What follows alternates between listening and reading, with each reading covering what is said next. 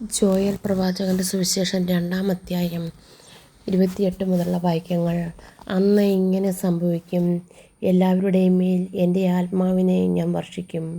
നിങ്ങളുടെ പുത്രന്മാരും പുത്രിമാരും പ്രവചിക്കും, നിങ്ങളുടെ ഭൃത്യന്മാർ സ്വപ്നം കാണുകയെന്നു, യുവാക്കൾക്ക് ദർശനമുണ്ടാകും. ആ നാളുകളിൽ എൻ്റെ ദാസന്മാരുടെയും ദാസിമാരുടെയും മേൽ എൻ്റെ ആത്മാവിനെ ഞാൻ വർഷിക്കും. ആകാശത്തിലും ഭൂമിയിലും ഞാൻ അത്ഭുതകരമായ അടയാളങ്ങൾ കാണിക്കും. രക്തവും അഗ്നിയും ധൂമപടലവും. കർത്താവിൻ്റെ മഹത്വവും. ഭയാനകമായ ദിനം ആഗതമാകുന്നതിനു മുൻപ് സൂര്യൻ അന്ധകാരമായും ചന്ദ്രൻ രക്തമായും മാറും. കർത്താവിൻ്റെ നാമം വിളിച്ചപേക്ഷിക്കുന്നവർ രക്ഷ പ്രാപിക്കും. കർത്താവ് അരുളിച്ചെയ്തതുപോലെ സിയോൻ പർവ്വതങ്ങളിലും യെരുസലേമിലും രക്ഷപ്പെടുന്നവരുണ്ടാകും. കർത്താവ് വിളിക്കുന്നവർ അതിജീവിക്കും. നമുക്കും കർത്താവിൻ്റെ നാമം വിളിച്ചപേക്ഷിക്കാം. തിരുവചനം വായിച്ച് ധ്യാനിക്കുമ്പോൾ ഈശോ വചനത്തിലൂടെ ദൈവാത്മാവിനെ അയച്ച് നമുക്ക് വേണ്ട നിർദ്ദേശങ്ങൾ നൽകും.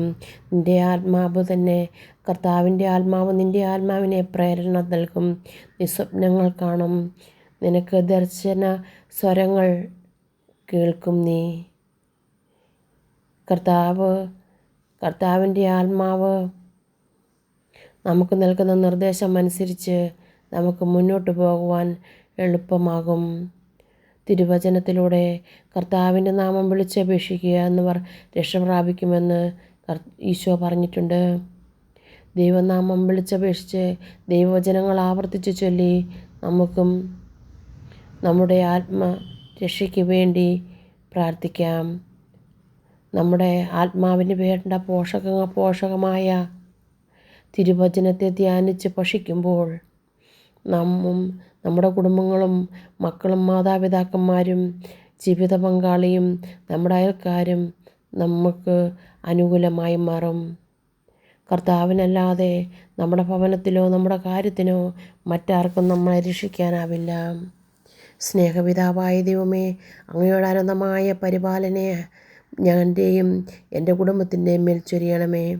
ഞാനിന്ന് അനുഭവിക്കുന്ന ദുഃഖങ്ങളും വേദനകളും എൻ്റെ ആവശ്യങ്ങളും ഈശോയെ എന്നേക്കാളുപരി അങ്ങ് അറിയുന്നല്ലോ.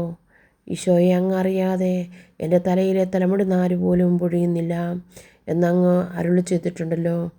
കാരുണ്യവാനായ ഈശോയെ, വിളിക്കുന്നവന് മുമ്പ് തന്നെ വിളി കേട്ട് രാത്രിയുടെ യാമങ്ങളിൽ ഞാൻ ഉറങ്ങുമ്പോൾ ഞാൻ പറയാതെ എനിക്ക് കാവലിരിക്കുന്ന പൊന്നു തമ്പുരാനെ, എൻ്റെ നിയോഗങ്ങളെ അങ്ങയുടെ കരങ്ങളിലേക്ക് സമർപ്പിക്കുന്നു.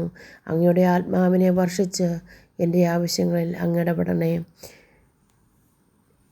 ദൈവവചനം ധ്യാനിക്കുകയും ദൈവേഷ്ടമനുസരിച്ച് ജീവിക്കുവാനും ഞങ്ങളെ ഒരുക്കണമേ.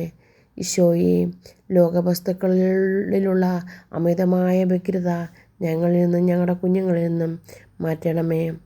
ഈശോയെ, ഞങ്ങളിൽ വസിക്കുന്ന പരിശുദ്ധാത്മാവിനെ ഞങ്ങളിൽ വന്ന് നിറയ്ക്കണമേ എന്ന് പ്രാർത്ഥിക്കുവാൻ, ഈശോയെ, അങ്ങയുടെ ഇഷ്ടം നിറവേറട്ടെ എന്ന് പരിശുദ്ധ അമ്മ പറഞ്ഞതുപോലെ ഞങ്ങൾക്കും പറയുവാനും ക്ഷമയോടെ കാത്തിരിക്കുവാനുള്ള കൃപ നൽകി അനുഗ്രഹിക്കണമേ. ആമേൻ.